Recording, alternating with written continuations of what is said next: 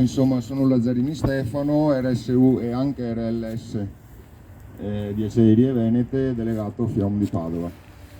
Allora, siamo qui oggi in virtù del 1° maggio, ma soprattutto insomma, per ricordare che il 13 di maggio sono mancati Ivan e Sergio in un gravissimo incidente alle acciaierie.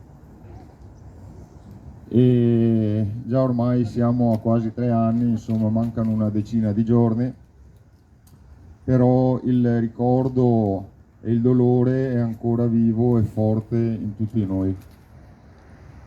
Il 29 di aprile 21 c'è stato anche in tribunale l'udienza rimandata più volte dalle controparti con i più svariati motivi. E questa sentenza ha decretato delle somme in risarcimento che francamente insomma lasciano il tempo che trova, perché 1,5 milioni non è poco, però è anche vero che per danni morali delle famiglie, che sono a mio avviso incalcolabili, di 2 vite spezzate, di 2 famiglie distrutte, secondo me è una cifra che è il tempo che trova.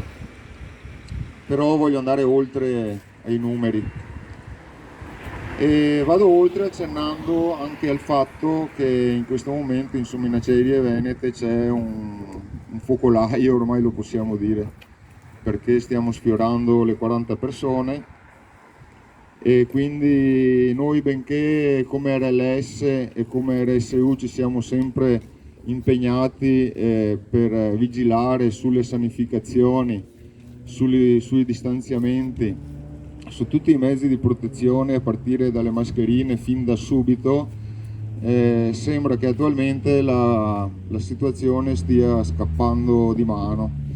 Quindi 2 o 3 giorni fa insomma abbiamo invitato lo Spisal a farsi un bel giretto e qua l'istituzione insomma io auspico che quanto prima dica un po' le linee che dobbiamo seguire, perché quelle attuali a quanto pare sono insufficienti.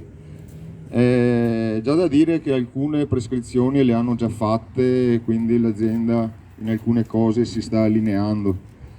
È giusto sottolineare che comunque insomma abbiamo dei giri di sanificazioni giornalieri, anche negli spogliatoi 2 volte al giorno, e tutto ciò anche perché c'è stato il grosso impegno da parte appunto delle RSU, perché è chiaro che poi le aziende fanno il minimo indispensabile di quello che gli viene prescritto, ma poi se non vigili, se non mantieni alta l'attenzione, sicuramente delle buone fasi, delle buone maniere di lasciare i lavoratori in sicurezza via via vengono perse se non vigili.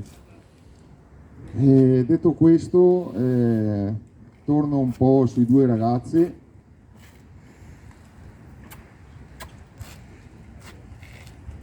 E di chiusura vorrei fare un minuto di silenzio.